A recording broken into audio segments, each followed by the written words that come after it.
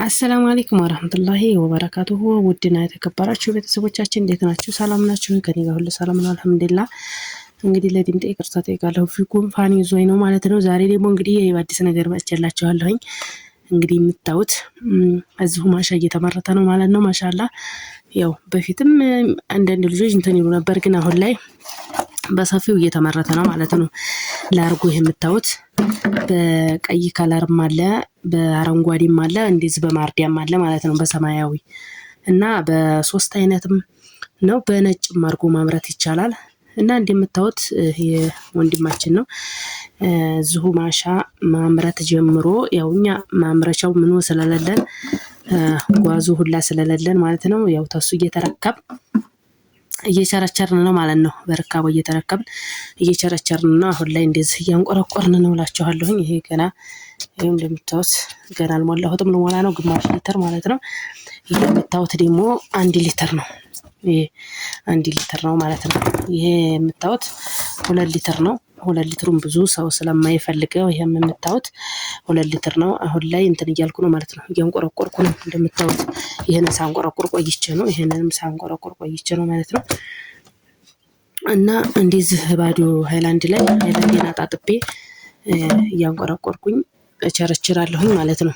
እና እሱ ደግሞ ማሻአላ በሰፊው እያመረተ እያስረከበ ነው ማለት ነው።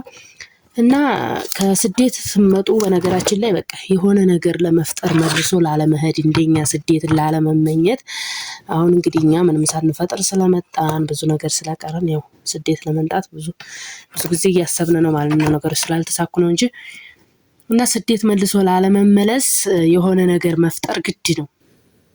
በቃ የሆነ አስባችሁበት መጣችሁ የሆነ ገበያ በቃ እንደዚህ አሁን ላርጎ ሁሉን ነገር ታሟሉና የሚያስፈልገውን ነገር ደግሞ መክፈት እንትን ማምረቻውን ምኑን እንዴት እንደሆነ የምትፈልጉ ልጆች ኮሜንት ላይ እንትን ትሉኛላችሁ፣ ትጽፉልኛላችሁ። ምን እንደሚያስፈልገው ልጁ ጋር ጠይቀውና ቪዲዮ እሰራላችኋለሁ ኢንሻአላህ ማለት ነው።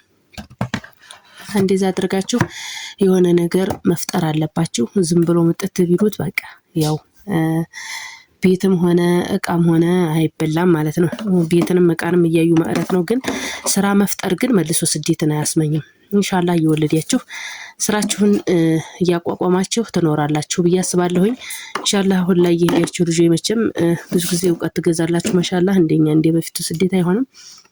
እና ስራ ለመፍጠር ሁላችሁም የሆነ ስራ ለመፍጠር አስቡ ማለት ነው። ስራ መፍጠር ጥሩ ነው። ቋሚ ገቢ ይሆናል። ተስደት ሲመጡ ርፍ ነው የሚያደርገው ማለት ነው።